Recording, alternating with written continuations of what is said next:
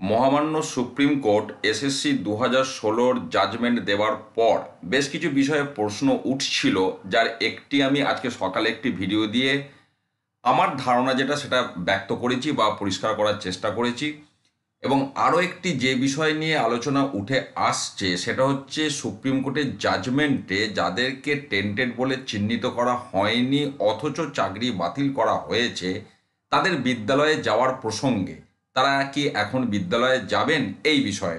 এখন দেখুন, এই যে চাকরি বাতিল এসএসসি 2016 মামলা, এর যে প্রথমের দিকে পর্ব যেটা শুরু হয়েছিল অনারেবল জাস্টিস অভিজিৎ গঙ্গোপাধ্যায়ের হাত ধরে কলকাতা হাইকোর্টের সিঙ্গেল বেঞ্চে আমরা জানি, এবং সেই সময় তিনি SSC 2016 group C, group D, 9, 10, 11, 12 বিভিন্ন ধাপে ধাপে বেশ কিছু কিন্তু অ্যাপয়েন্টমেন্ট মানে তাদের চাকরি বাতিল করেছিলেন।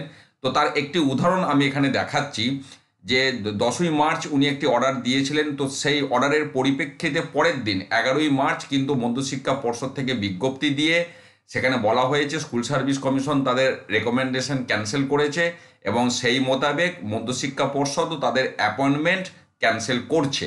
অ্যাকচুয়ালি বিষয়টা দেখুন, এই যে এসএসসি 2016, এখানে যে ক্যাটাগরির কথাই বলি না কেন তাদের অ্যাপয়েন্টিং অথরিটি হচ্ছে মধ্যশিক্ষা পর্ষদ, তাহলে অ্যাপয়েন্টমেন্ট ক্যান্সেল করারও অথরিটি হচ্ছে মধ্যশিক্ষা পর্ষদ।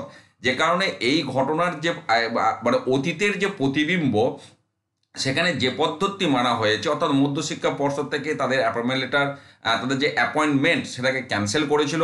এবং এক্ষেত্রে তারপরে যেটা হয়েছিল, এই মামলা আবার সুপ্রিম কোর্টে গিয়েছিল এবং মধ্যশিক্ষা পর্ষদ থেকে বিভিন্ন দফায় যে অ্যাপয়েন্টমেন্ট লেটার ক্যান্সেল করার বিজ্ঞপ্তি দিয়েছিল তার ডেটগুলি এখানে মেনশন করছে, যেমন 11ই মার্চ, যেটা আমি একটা উদাহরণস্বরূপ দেখালাম।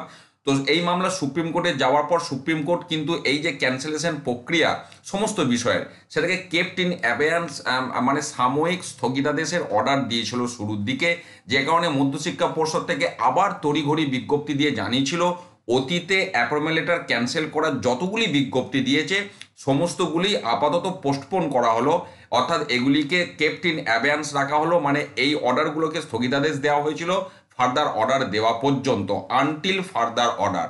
এরপরে সেই আনটিল ফার্দার অর্ডারেরই কিন্তু আবার সময় এসেছে। অর্থাৎ এই যে ক্যান্সেলেশনের বিষয়টা সামগ্রিক এসএসসি 2016 প্যানেলে এক কথায় সবারই চাকরি বাতিল করা হয়েছে। তো সেই জায়গায় কিন্তু যেহেতু সবারই অ্যাপয়েন্টিং অথরিটি মধ্যশিক্ষা পর্ষদ ছিল, কাজেই পর্ষদ থেকেই কিন্তু আবার অ্যাপয়েন্টমেন্ট ক্যান্সেল করার বিজ্ঞপ্তি দেবে।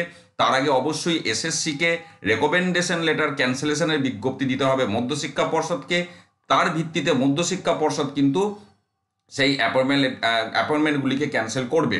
অর্থাৎ মধ্যশিক্ষা পর্ষদ থেকে অ্যাপয়েন্টমেন্ট ক্যান্সেলের বিজ্ঞপ্তি না দেওয়া পর্যন্ত কিন্তু তাদের সরাসরি যে অ্যাপয়েন্টমেন্ট বাতিল হচ্ছে এমনটা নয়। সেই জায়গায় বিদ্যালয়ে যাওয়ার ব্যাপারে কিন্তু সমস্যা কিছু নেই, ওনারা যেতেই পারেন।